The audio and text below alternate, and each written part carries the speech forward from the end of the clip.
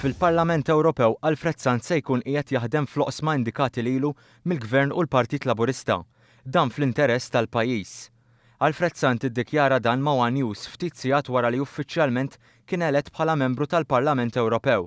Matul is-snin bqajt insegwi dak li jiġri fl-Unjoni Ewropea fid-diversi fronti tal-attività tagħha. Politika barranija, politika soċjali, politika tal-kompetizzjoni tas-suq wieħed, politika ekonomika u finanzjarja, politika soċjali.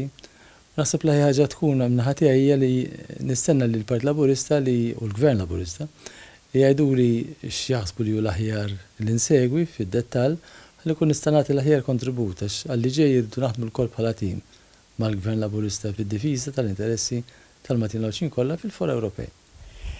Alfred Sanz kellu wkoll kliem ta' ħajr għar-riżultat sodisfaċenti li kiseb f'dawn l-elezzjonijiet fejn kien l-iktar kandidat li kiseb voti. Reazzjoni tiegħi hija ta' ħajr.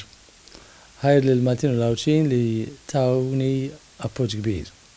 U jiena nqiżan l-appoġġ bħala appoġġ kbir lill-Partit Laburista għal għada tiegħu matul is-snin fid-difiża tal-interessi tal-ħaddiema Maltin u Lawċin tal-klassijiet tan-nofs u wkoll għad-difiża tiegħu kif qed jagħmel llum taħt it-tmexxija ta' Joseph Muscat, mod li nkunu nistgħu allura nirrappreżentaw aħjar dawn l-interessi u dejjem b'aktar qawwa fil-fora Ewropej.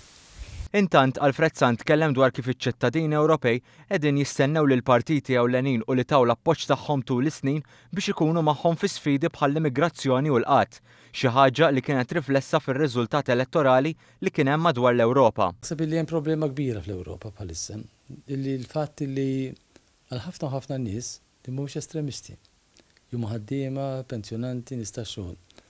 Qed iħossu li l-binja Ewropea hija distanti wisq minnhom u illi mhix f'direzzjonijiet li mhux bil-forsi tkun fl-interess tagħhom u tal-familji tagħhom. U jistennew li l-partit il-kbar tal-lemin u ċertament tax-xelluk, is-Soċjalisti Demokratiċi li jirrispondu għal dawn l-aspirazzjonijiet, forsi qed jaraw li mhumiex daqstant attenti għal problemi li qed jitqanqlu